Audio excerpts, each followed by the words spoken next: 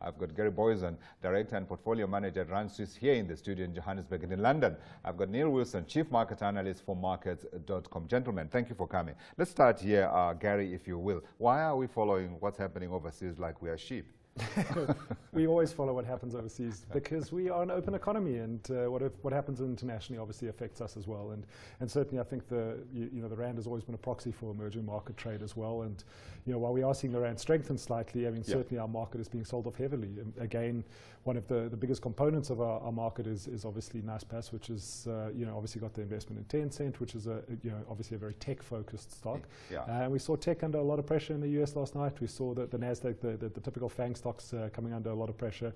We saw Tencent opening 7% down. It did come off the lows this morning in Hong Kong, and our market naturally has to follow. But it seems like broad-based panic. I think it's stop losses. It's everyone just kind of hitting the sell button at once, because we've had some good corporate updates out today. I mean, we had an update from Mondi, which fell quite heavily yesterday ahead of it. Yet everyone is just in sell mode. Yeah, and I was looking through the major indices. I was saying there's nowhere to hide, because really there is nowhere to hide except the one time where we can say, thank God for gold. Typical gold will normally be that, almost counterintuitive play, because it's it's still deemed a safe haven asset. So it's interesting to see that US bond yields are spiking, which actually technically should make gold as an investment proposition less attractive when you can go and buy 10-year treasury yields now well above that 3% level. Or you can buy gold, which sure, it's a safe haven. Sure, that if there's true systemic global collapse, you could put gold in your pocket, I suppose, if you're not buying an ETF or something like that. If you're buying Kruger rands and tucking them away in a safe, but really what you're looking at is it's kind of typical sell-off, fear-driven behavior. Market heads towards the safe havens and sells off risk assets like equities. Absolutely, and as we speak, gold is trading at $1,202 an ounce. That's up 0.6%. Ian, from your perspective, is Donald Trump's magic wand over? Well, I think he's had a good run of it, and it's worth noting that the U.S. stock market the Dow is still 2,000 points above its year low. So we are seeing a sell-off. I wouldn't describe it as panic just yet. I think it's a reaction to those bond yields creeping higher, and that's clearly making people a bit more risk off in terms of equities. But we saw a massive sell-off at the start of the year that's not being replicated just yet. So I'd be cautious to read too much into this. I think that it's a 3% move on the major U.S. index is big, but it's within the normal realms that we have seen before. Before QE, before all this liquidity in the market.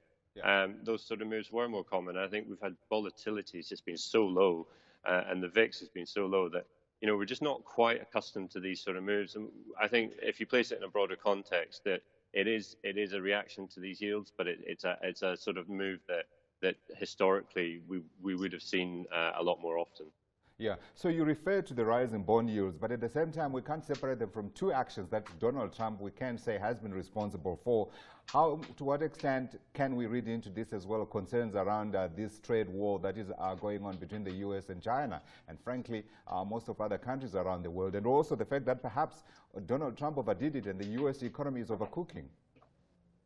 Well, I think certainly that there's that issue around Donald Trump's fiscal policy. You got that.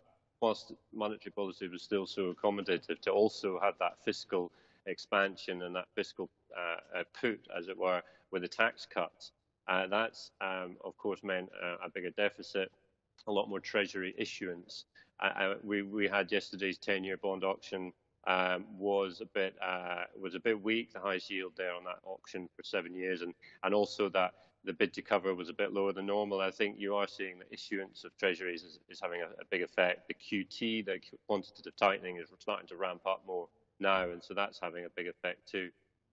So that is, some of that is down to Trump, some of it's just the Fed just normalizing policy. I mean, maybe you could say that the U.S. economy didn't need that tax cut. And so we've got a slightly unusual situation at the moment. The China tension thing, I think, it can be overdone because we've had this running for a long time now, and despite it in the backdrop, we saw the US markets hitting all-time highs again, recovering very strongly from that sell-off earlier in the year, and the Chinese tensions and trade stuff was all still going, still rumbling. So I think that you have to look maybe at what's changed, and what's changed is probably the bond yields just taking investors by surprise last week, and it was that spike on the 10-year probably that just caught people out slightly.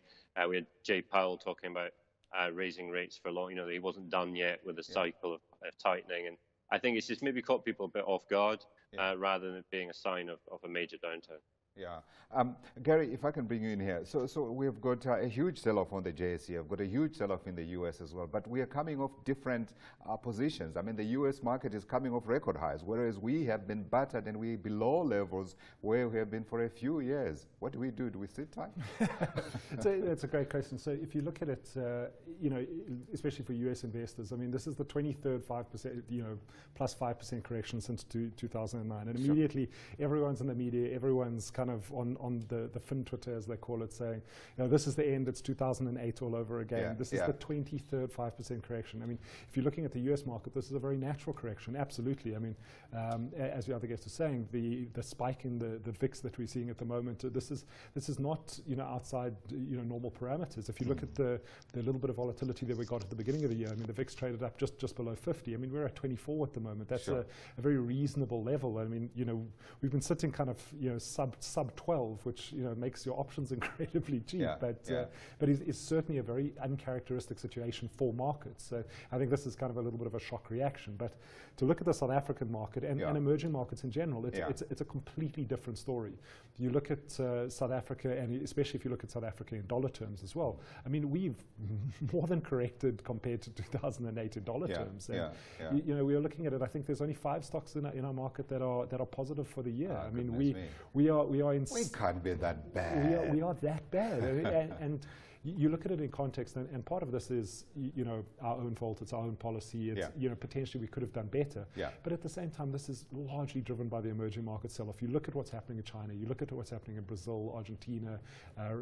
These economies, and especially the listed equity investment environment, it's under an enormous amount of pressure. Part of it is for trade wars. Part of it is again, it's the rising yields in developed markets, which are giving people and at least investors options to go and generate returns at a far lower risk premium, and that those funds that were forced into the emerging markets in years previous are now being withdrawn. It's understandable why it's happening, but at some point it's going to bottom. And we don't like it one bit. Neil, from your perspective, so two quick questions really. Are the markets overreacting here? And also, how long? Oh, we've lost him. I wanted to know if the markets are overreacting, and also how long the pain will go on. So again, you say markets, but when we see these kind of one day movements, it does look like the whole world is very, very correlated, but that's not the case. We know that's not the case. If I look at emerging markets at the moment, if I look at South African Inc. specifically, it looks very overdone. I mean, yes, we've got problems locally, but I mean, some of the positions you can buy currently, I mean, you're buying companies that are profitable at 2 or 3 PEs that are clearly going to survive, that are conservatively run, that have good management teams. There are definitely opportunities there. If you look at the sell-off in the US and say, is a 3, 4, 5% sell-off in US equities, especially these tech-heavy stocks, is that overdone? I don't know. There's huge future prospects for the likes of Amazon and Netflix, but there's a lot baked into those stock prices as well. Absolutely. So you've got to kind of take each market as it comes. You have to be very careful indeed. And I was just looking at the leaderboard here on the JSE, the top 5 major moves on the all-share index. Harmony Gold. When was the last time we said that would happen? 7.6% up. Sibanye, 5.1%. Goldfields, 3.7%. Anglo Gold, 2%. And who's suffering? Well, Massmart, down 6%. Braid, 5.8%, Truworths, 5.5%. Your banks, your industrials, everything getting hit. And of course, inside that is the big story of Naspers. Gentlemen, thank you very much indeed for that update.